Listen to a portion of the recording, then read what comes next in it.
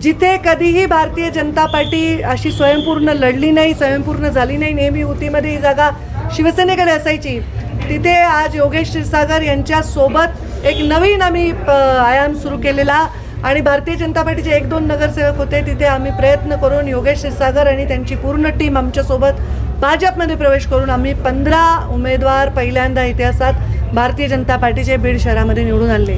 तसेच धारूरमध्ये 6 आमचे उमेदवार निवडून आले. अगदी थोडक्यात आमचं धारूरचं नगराध्यक्षपदाचा उमेदवार पराभूत झाले, पण त्यांनी लढत खूप चांगली दिली आणि खूप मतं घेतले. बीडमध्ये 32,000 मतं घेतले आमच्या कॅन्डिडेटनी. खूप मोठी आमच्यासाठी विजय आहे. तसेच परळीमध्ये सुद्धा आम्ही युती केली होती, महायुती केली होती. तिथे भाजप, शिवसेना, राष्ट्रवादी, रिपाई सगळे आम्ही एकत्र होतो आणि आम्ही तिथे भरपूर घवघवीत असं यश मिळवलेलं आहे. आणि अंबेजोगाईमध्ये जी आघाडी आम्ही केली होती त्याला पण नगराध्यक्षपदाचे उमेदवार आणि 11 उमेदवार निवडून आलेले आहेत. तर हे भारतीय जनता पार्टीची शक्ती पहिल्यांदा आपल्याला असं बघायला मिळेल.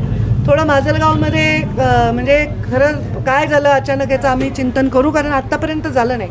पण तिथे सुद्धा जिथे आमदार असून तिथे तुतारीची जागा निवडून आली आहे, घड्याळाचे आमदार असून. तर घड्याळाचे आमदार असून गेवराईमध्ये सुद्धा भाजपची जागा आली आहे.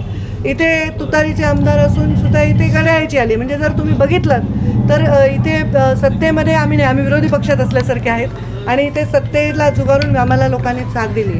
तसं आम्ही महायुतीत आहोत. आमचे काही एकमेकांचे वैयक्तिक भांडणं नाहीत. परत आम्ही शिंदेसाहेब आणि अजितदादा परत आम्ही कॅबिनेटमध्ये एकत्र आहोत, आम्ही मंत्रालयात एकत्र आहोत, राज्यात एकत्र आहोत. पण बीड जिल्ह्यामध्ये भारतीय जनता पार्टीला आम्हाला विश्वास लोकांनी दाखवला आहे, याबद्दल मी त्यांचे मनापासून आभार मानते. आणि हे सेकंड इनिंग आमची सुरू आहे आणि ही झाकी आहे, जिल्हा परिषद अभी बाकी आहे असं मी या निमित्ताने